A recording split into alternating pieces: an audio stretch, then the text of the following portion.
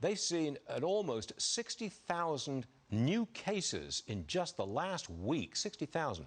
Positive cases up 65%.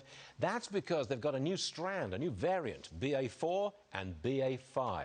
Dr. Marty Makary joins us now. Doctor, there seems to be a new wave over there. Should we be worried?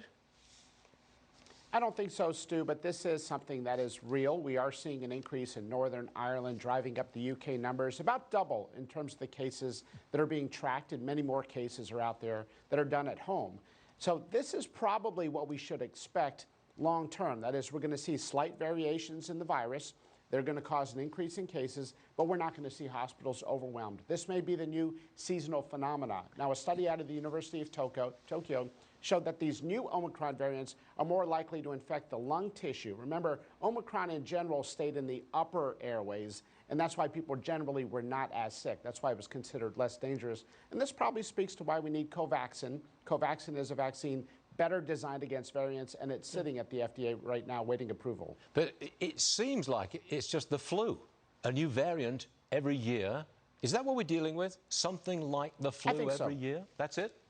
That's exactly right. Look, if you look at RSV and influenza, they have similar case fatality rates to the current case fatality rate of COVID, because with population immunity, that infection fatality rate comes way down. Got it. Okay. The FDA, as you were mentioning a moment ago, the FDA committee unanimously recommended Moderna's two-shot COVID vaccine for kids 6 through 17. Would you recommend it to patients?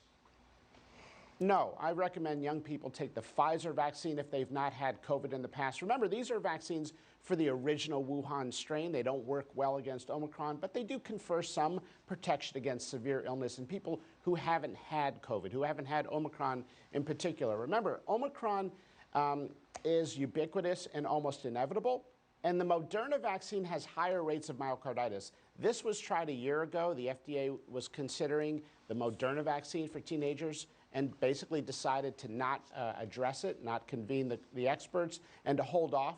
In parts of Europe, Moderna is restricted in people under 30, something we don't hear about much in the United States. Lockdowns reportedly hurt our children's immune systems. And now some kids are being infected with up to 3 different viruses at the same time. Is that accurate?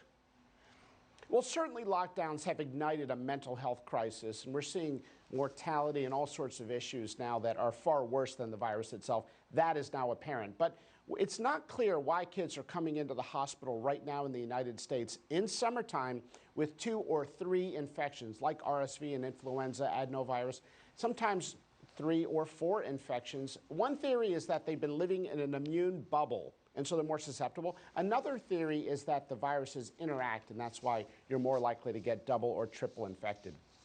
I get the feeling, certainly amongst the people that I know, that they just want to get through this. They're done with COVID. They're done with the pandemic. They just want to move on. Live with it by all means, but move on. Is that what you're seeing? Absolutely. Look, people are also feeling that they've been lied to by public health officials, and they're ready to move on. Got it. Dr. Marty Makary, you know, I so often get your name wrong. I'm surprised that you keep coming on the show. But you do, and we appreciate it. Big time, Doctor. It works. Thanks. Excellent. Come again soon. Thank you, Doc.